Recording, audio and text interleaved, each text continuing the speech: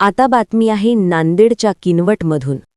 मौजे ठाकरवाडी येथील विद्युत पुरवठा करणारा फोले डीपी गेल्या तब्बल 45 दिवसांपासून बंद पडल्याने ठाकरवाडी व लगतच्या लोखंडवाडी येथील शेत शिवारात पाण्याअभावी रब्बी पिकांचे मोठ्या प्रमाणावर नुकसान होत आहे।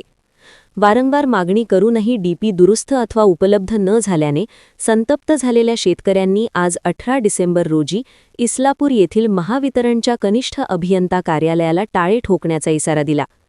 डीपी बंद असल्यामुळे शेतकऱ्यांची विहीर, बोरवेल व पंपसेट निष्क्रिय झाले असून गहू, हरभरा, भाजीपाला आदी रब्बी पिके सुकण्याच्या मार्गावर आहेत।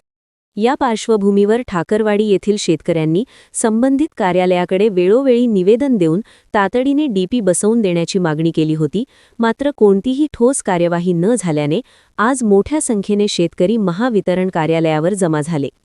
शेतकरी कार्यालयाला टाळे ठोकण्याच्या तयारीत असतानाच कनिष्ठ अभियंते यांनी हस्तक्षेप करत तुमच्या गावचा डीपी आज दुपारी 2 वाजेपर्यंत गावात पोहोचेल आणि तत्काळ बसवून दिला जाईल असे आश्वासन दिले।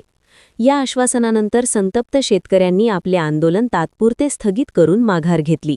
दरम्यान महावितरण कार्यालयात शेतकरी जमा झाल्याची माहिती मिळताच इस्लापूर पोलीस ठाण्याचे सहाय्यक पोलीस निरीक्षक उमेश भोसले हे आपल्या कर्मचाऱ्यांसह घटनास्थळी दाखल झाले।